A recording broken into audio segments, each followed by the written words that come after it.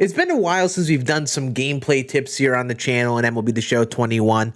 So what I thought we would do today is go through 5 quick tips that I've noticed that good players do, kind of separate them from any other mediocre players who are maybe struggling to get to World Series. And at this point in the year, you know, a lot of people who play this game very casually are starting to fade out. There aren't as many players on the game. So if you're playing this game still and you're trying to, you know, get World Series, you're going to be playing a lot of sweaty games, a lot of good opponents, and I want to give you guys some good information and tips that I see a lot of good players do that can help you improve your own gameplay if you're trying to get World Series, try to grind out those 30 wins to ranked, and so on. Let's get into it.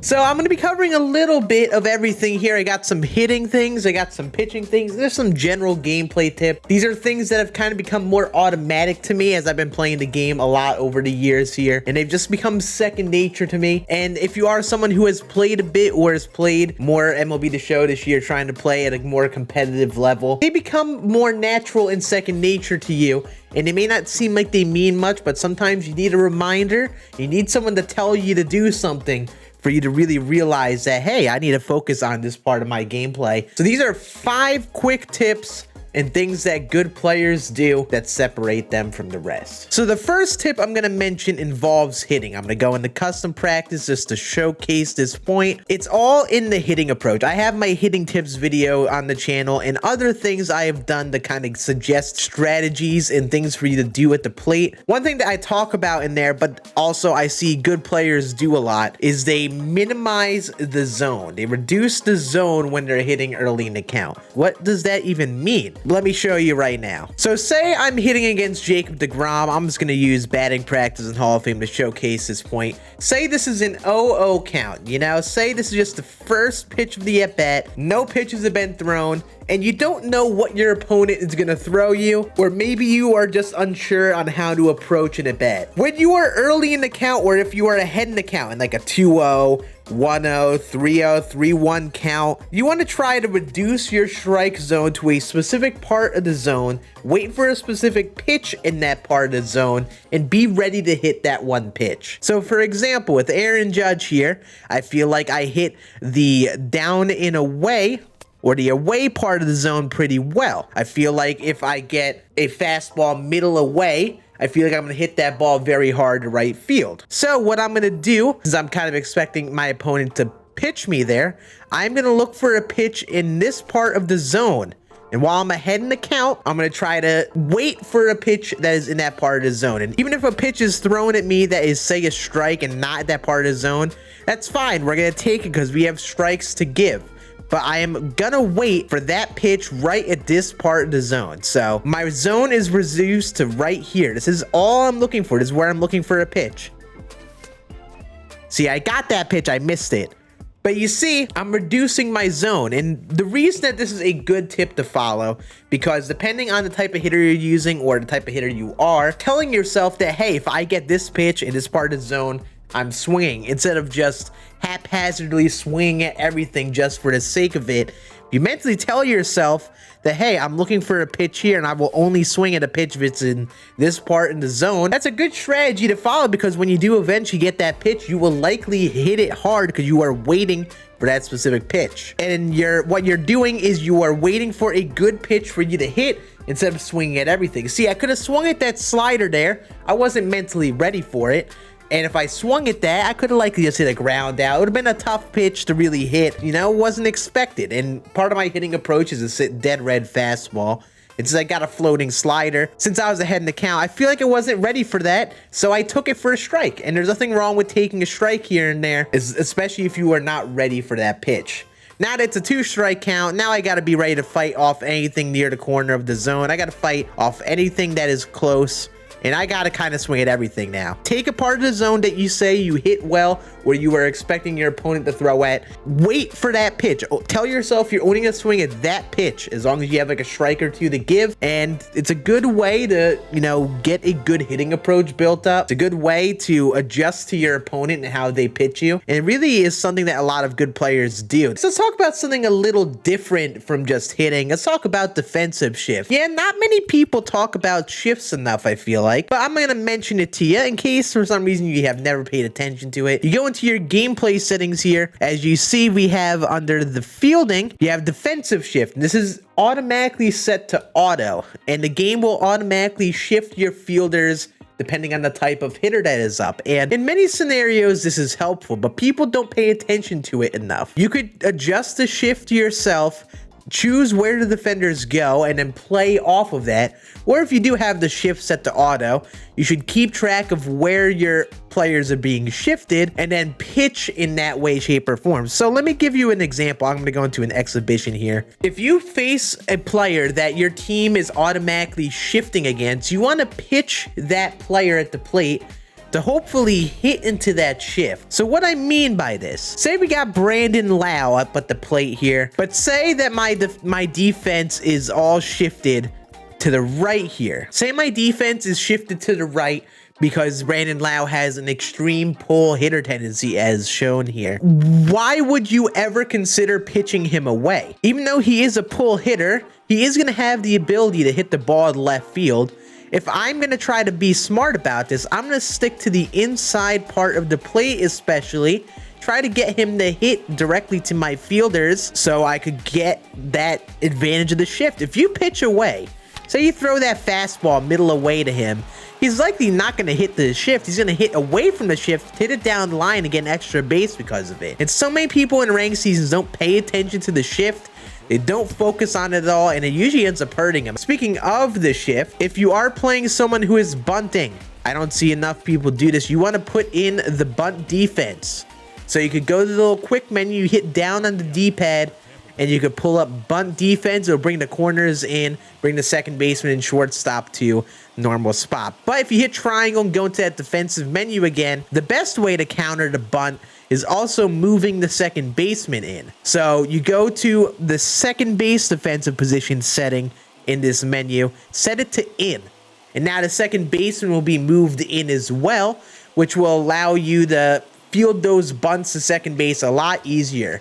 With how good bunting is in this game sometimes, you kind of got to move that second baseman in and make sure they can get that out at first quick enough. So if you're playing someone like that, make sure you have that set to help you counter those little cheesy bunts. And here's a little bit of a big brain tip if you're playing at Polo Grounds. Since Polo Grounds is like built different, it has the weird outfield dimensions, really big left-right field gaps. You could align your outfield to be in a manner so they are in the gaps to reduce those inside of the park home runs. So go to our outfield here. We'll do it one outfielder at a time. Let's move our left fielder to be deep and then shifted to the right. So now you see they are in the big gap. And yes, you may give up some of those singles down the line. I've found that playing in this way can really help your fielders, reduce that distance in the gap, and you gave up way less of those really absurd balls to the gap that turn to inside the park home runs. So set them all to deep, have the center fielder straight up, have the others shifted towards the gap, and as you see, they cover that big gap a lot better. You won't get those line drives that get between the outfielders, just carry to the corner. And in terms of playing polo, that's probably the best way to counter this. Next one is more of like a theoretical tip. This is one that I always think about when I'm pitching. But in general, when you are pitching and you're struggling to come up with pitches to throw your opponent, you should be adjusting your pitches based on your opponent's feedback and their approach. What I mean by this is keep a constant eye on the bottom left corner on the PCI and swing feedback. See what your opponent is doing and try to think in your head, like, if I was hitting and I got this type of swing, why would that be happening? So for example, if you're playing good players and you throw that fastball and they're really early on a fastball, say you throw an inside fastball and they're early on it, in your head, you should be telling yourself that, oh, they were waiting for that fastball. They were waiting for that inside fastball. That's how they're hitting. They're waiting for that fastball, and you should maybe throw them more breaking balls away because they're waiting for the fastball. They're timing up on a fastball type timing, and they're going to have a tougher time slowing down to the away breaking ball since they have to wait a lot longer to swing at those. On the other hand, if you're playing opponents who are late on fastballs consistently, then you could keep on throwing those inside sinkers, cutters, off the plate, and kind of have them all in their head. And finally, if I'm playing good opponents, this is something that I've learned over the last month, funny enough. Sometimes you got to pitch weird against good players to get in their head. For example, what I would do when I'm playing against good players, I'll throw that inside cutter, so it looks like it's over the plate and it goes in towards their hands. And a lot of times, the first time they see it, they take it, because that's how a lot of people pitch with guys like Felix Hernandez, Justin Verlander, and so on. But the thing that I do every time now is when I'm playing these good players, I'll throw that exact same pitch twice in a row. A lot of times, that second time in a row, they always swing at it. And the main reason I pitch that way is because I think about it, if it were me as a hitter, if I take that inside cutter, it almost eliminates that pitch out of my head and be like, okay, he's not going to throw me that twice in a row. He's probably going to try to throw like a sinker on the corner, try to freeze me or something like that, because normally they are not used to playing opponents who approach them like that. I mean, I try to think the opposite. I'll be like, what if I just throw that pitch a second time to get in their head and mess with them? And a lot of times it works. It's genuinely funny how something so silly can work. But like when you're playing against players, try to think as if you are a hitter. Think about what pitch would I be expecting next as a hitter, and try to do the opposite of that. Think about something that would completely mess with you as a hitter. A lot of times people just look at like real life pitching and they just stick with the same things of like tunneling on the same corners with sinkers and cutters.